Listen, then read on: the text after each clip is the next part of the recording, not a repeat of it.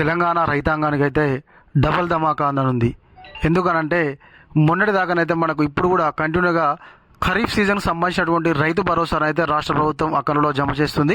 ఇప్పటి వరకు అయితే దరిదాపుగా 8 ఎకరాల వరకు ఉన్నటువంటి అన్నదాతలకైతే రైతు భరోసా అకౌంట్లో జమ చేసింది. కేవలం ఖరీఫ్ సీజన్ సంబంధించింది మాత్రమే. ఇక డబుల్ ధమాకా దేని గురించి అంటే రబీ సీజన్లోనైతే కేవలం 4 ఎకరాల వరకు ఉన్నటువంటి అన్నదాతలకు మాత్రమే రాష్ట్ర ప్రభుత్వము రైతు భరోసాను అయితే అందించడం జరిగింది కదా.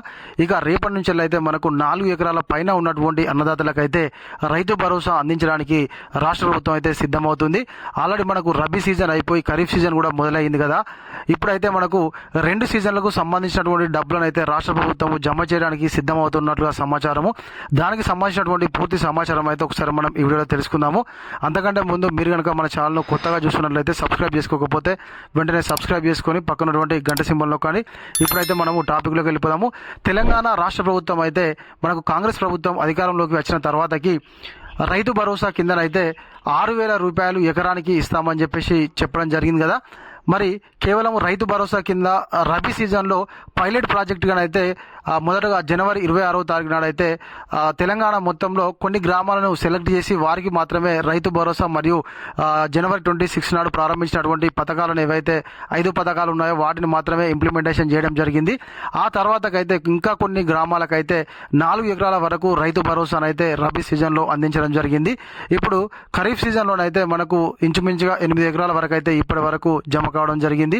ఇక 8 ఎకరాల పైన నుండి వెళ్ళి వేసే వాళ్ళకైతే ఈ యొక్క రబీ సీజన్ మరియు ఖరీఫ్ సీజన్ 2 సీజన్లకు సంబంధించినటువంటి డబ్బులు జమ చేసేటువంటి అవకాశం అయితే ఉన్నట్లుగా కనిపిస్తుంది. రైతు భరోసా ఆ రైతులకు డబల్ ధమాకా.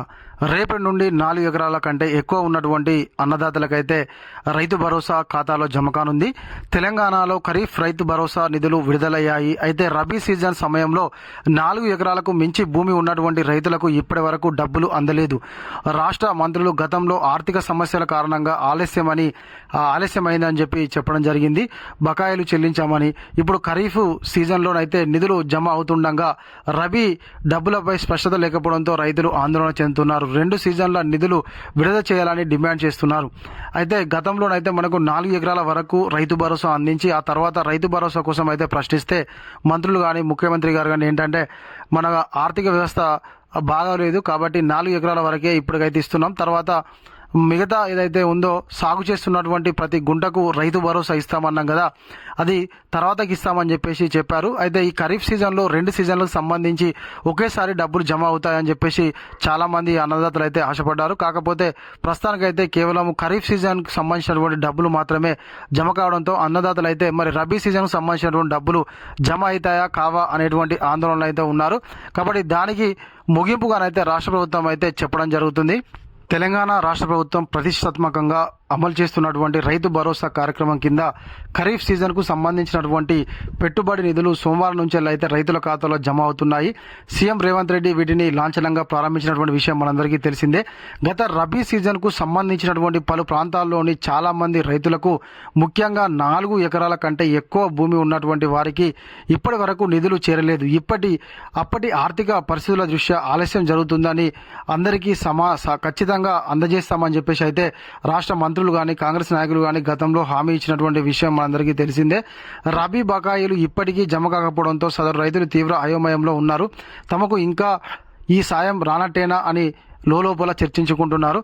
వాస్తవానికి ఏంటంటే ఖరీఫ్ సీజన్లో ఈ 2 సీజన్లకు సంబంధించి ఒకేసారి జమ చేస్తాము, అప్పటికి డబ్బులను సమకూర్చుకుంటాము అని చెప్పేసి మనకైతే చెప్పడం జరిగింది. కాకపోతే రబీ సీజన్లో రబీ బకాయిల సమస్య గత రబీ సీజన్లో పైలట్ గ్రామాల్లో మినహా పలు చోట్ల 4 ఎకరాల లోపు భూమి ఉన్నటువంటి రైతులకే రైతు భరోసా మొత్తం చేరింది. ఆ పైన భూమి ఉన్నటువంటి రైతులకైతే ఆనాటి సాయం అయితే అందని పరిస్థితి నెలకొంది. ఎన్నికల హామీలో భాగంగా ఎటువంటి పరిమితులు లేకుండా అందరికీ రైతు భరోసా అందిస్తామని ప్రభుత్వం ప్రకటించినప్పటికీ ఆర్థిక కారణాల వల్ల కొంతమందికి రాలేదు. అప్పటి నిధులు పూర్తి స్థాయిలో అందక ముందే ఇప్పుడు ఖరీఫ్ సీజన్కు సంబంధించిన రైతు భరోసాను విడుదల చేయడంతో గతంలో బకాయిలు ఉన్న రైతుల్లో ఆందోళన ఎక్కువైంది. ఈసారైనా తమకు పూర్తిగా నిధులు అందుతాయో లేదో అనేటువంటి సందేహం అయితే మొదలైంది.